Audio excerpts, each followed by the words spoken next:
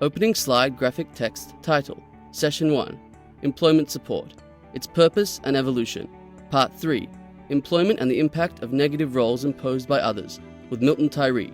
Logos, Belonging Matters and Talks That Matter.net. One of the other things that happens to people who are socially devalued, and this in the realm of, we're looking at the realm of disability, is that negative roles are imposed by other people. This first one, eternal child, being a particularly powerful one in my work, which has been mostly with people with intellectual disabilities, and that people have been treated like children, and as the SRV theme of role expectancies and role circularity teaches us, that people can learn that role really well. And it really collides with work, because children don't work. It's illegal. It's not considered part of what could happen. So what ends up happening is these roles, we would say they're imposed by other people, not ill-meaning people, but they are roles that other people impose. This is different than the valued roles I had up on the screen earlier, which we would say predominantly are chosen roles. You don't get to choose your family members, but other than that, a lot of our valued roles are ones that we have chosen, whereas devalued roles are ones that other people attach to us. So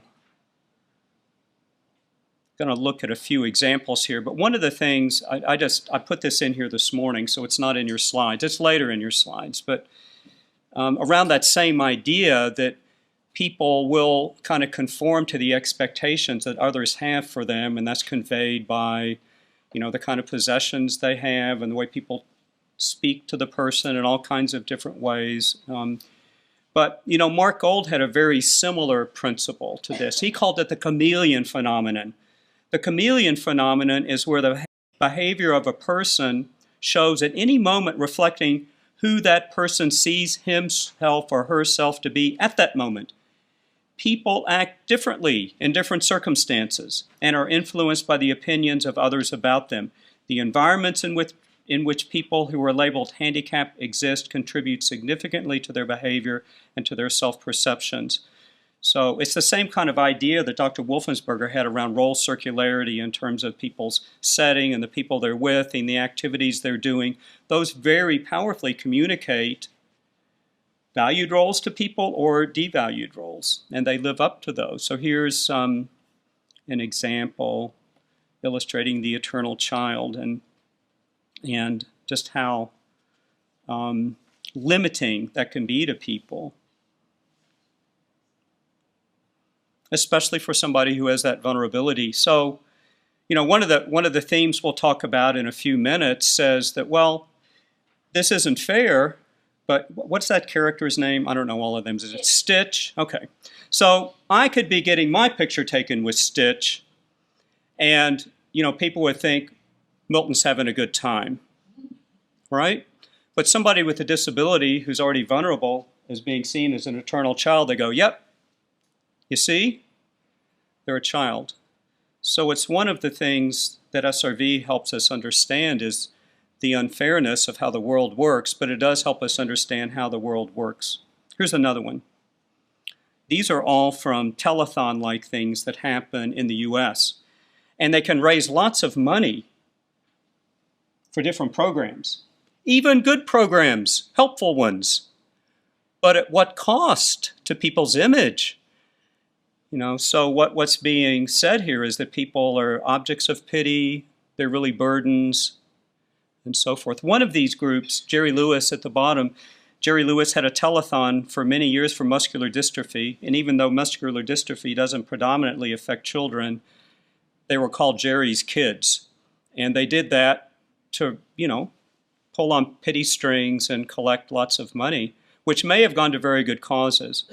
But there were a lot of adults in the U.S., may have been here too, I don't know, with muscular dystrophy who were just horrified by how they were being portrayed by the telethon.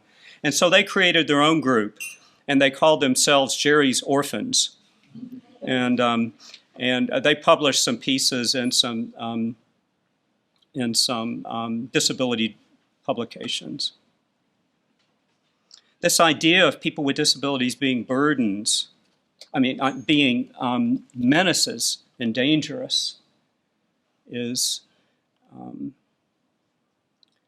this was a flyer that I received, in my work postbox.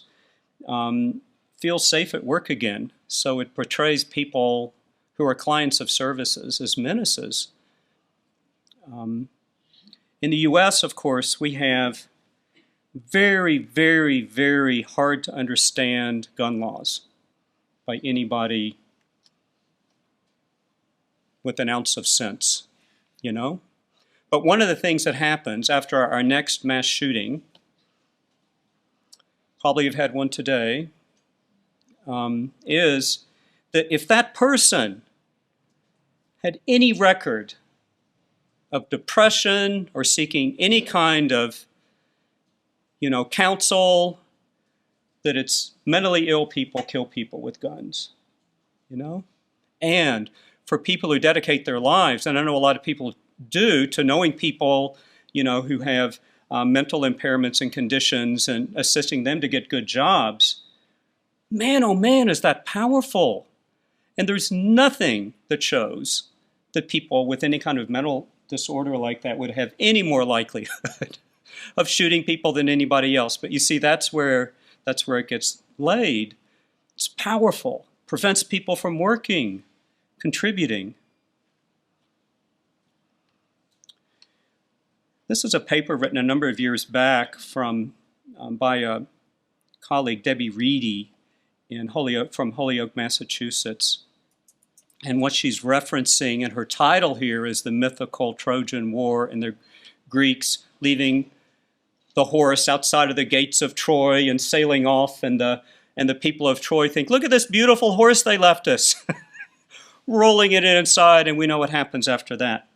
And so what Debbie says is that the role of client has an insidious way of becoming life-defining once a person receives human services. Now, this next language is really important. As a master identity, the client role severely limits the possibility that someone would be seen as a person with something to contribute. This is really important in our work and employment, her paper and what she's talking about. The very last role that I listed was what I call the full-time human service client, people whose lives really revolve around being clients of human services. So what's important to say is we're not saying that people shouldn't be clients of human services. What we're saying is that the client role, at best, is a neutral role, and more often than not is seen as a negative role. People do not aspire to be clients of human services. So this is how it relates to our work.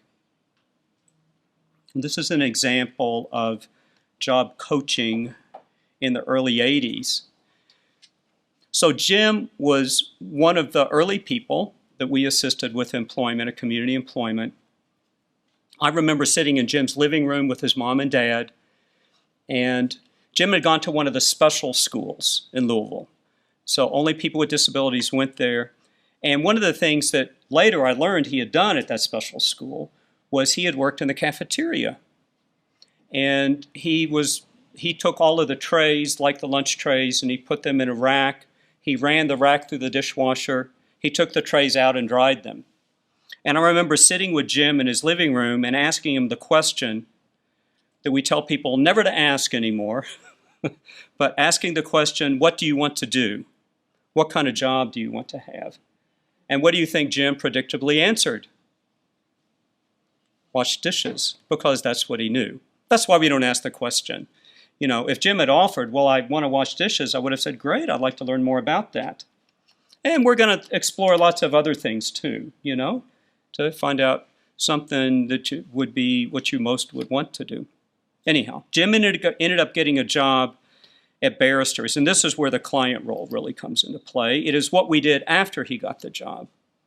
So he got hired at Barristers in Girona, worked with me at Community Employment, and she went into Barristers and learned everything about running the dishwasher. And then she went in with Jim and she taught him how to run the dishwasher.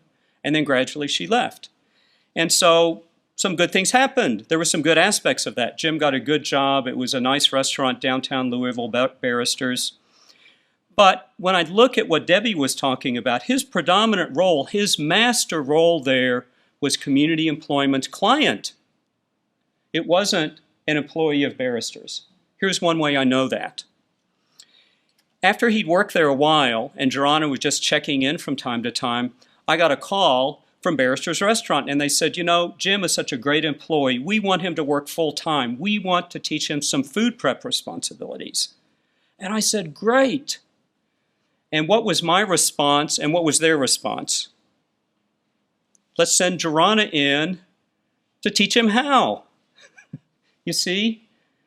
Now, they knew Jim. They saw how capable he was. What prevented them from saying, hey, Jim, come on over here. I'm going to show you how to peel some potatoes and cut them up for chips. They could have done that. Wouldn't that have been great? But we both were in this mindset that Jim can only learn from a professional. It's like anybody else was really afraid to talk to him about that, you see? So I'm thinking that, you know, Jim might have been bussing a table at Barristers and a customer might have said to Barry, the owner, I think it's really fabulous that you've hired a man with Down syndrome as an employee of your business. And he might have said, he's a client of Community Employment. So here's what we all need to keep in mind. We need to keep the client role, little c, very small. And we're going to talk about some strategies for that later. So that the employee role is great big. We're not saying that Geronimo didn't have a role with Jim, but it wasn't taking over what the company usually does, you see? So we're going to have a lot more to say about that, particularly in the third section today. We'll really drill down on that. You see, I would say that was really limiting to Jim. Here's one more story. So Tom was a guy who was referred to us because he lived in an institution almost his entire life. He was 40 years old, never been to school. And he lived in an old institution. It used to be a tuberculosis hospital, and it was converted when people didn't have tuberculosis anymore to an institution for people with intellectual disabilities and significant physical impairments. Nobody in Hazelwood walked. Neither did Tom. And this was during a period of deinstitutionalization in the mid-'80s in Kentucky, and Tom let it be known that he wanted out. And the people assisting him to get out said, Tom, you can get out if you have a full-time job. So they called us because we were the only show in town.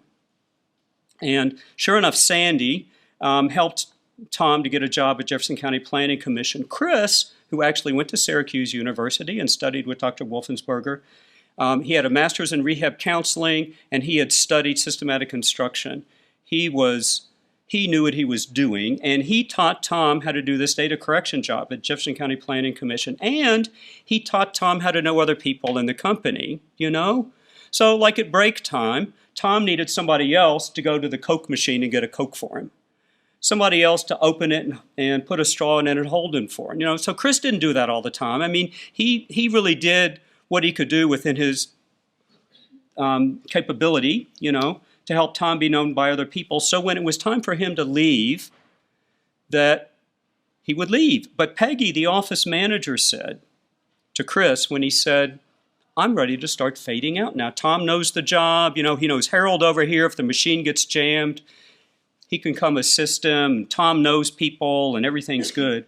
And Peggy said to Chris, if you leave, he leaves. So was Tom their employee or was he our client? He was our client predominantly. Now he had a paycheck, full-time paycheck from Jefferson County Planning Commission, but he was our client, you see. Now it's easy to blame Peggy, but I look back on how we handled the situation too. And one of the things that we could have done, we bought that piece of equipment. Chris found that piece of equipment. Everybody else who did data correction would flip through the computer readouts. Tom wasn't going to do that. His hands didn't work that way. So Chris looked at an office equipment catalog. He found that piece of equipment. He wired it up to a switch that Tom could hit with his foot to advance the pages. Perfect. So who bought the equipment? Who found the equipment? We did. Was he their employee or was he our client? You see? Who usually buys equipment for people in the office? What if Chris would have gone to the office manager and said, you know, Tom's not going to be turning through those pages like other people. Do you know of a piece of equipment he could use? What if they had gotten out the office equipment catalog and they bought that piece of equipment? Would that have made a difference? It might have, because that's what you do for employees. What if Chris would have studied, like he did, that data correction job and said, all right, so I'm going to need to provide some instruction for Tom. But what's going to be really important on the very first day when he comes into work, Harold, is that you meet him and you show him how to do the job. What if Harold had responsibilities every day for teaching Tom at least some of the tasks, and it wasn't all Chris? Would he have been more of an employee? Yes, he would have been both. He would have been our client. He would have been their employee. But I think the reason Peggy said, if you leave, he leaves, is because she saw them as being Velcroed together. They go together. Why in the world would Tom stay here without you? He never would be here without you. Nothing would be happening here without you, because we didn't honor the company to figure out things for one of their employees, you see. So we're going to talk a lot about this more again in the third section today. Graphic text, watch next. Session 1, Part 4, Employment and the Impact of Physical and Social Distancing. Closing slide, graphic text. With thanks to Milton Tyree, Mark Gold & Associates, www.markgold.com, livestream, www.beinteractive.com.au. This video was made possible with the support of an Information and Capacity Building grant through the Department of Social Services, produced by Belonging Matters. Belonging Matters makes every effort to provide accurate and up-to-date material. However, information is subject to change and our materials for reference only. This video was filmed on the land of the Wurundjeri Woi-wurrung people of the Kulin Nation. Logos, Belonging Matters, and TalksThatMatter.net.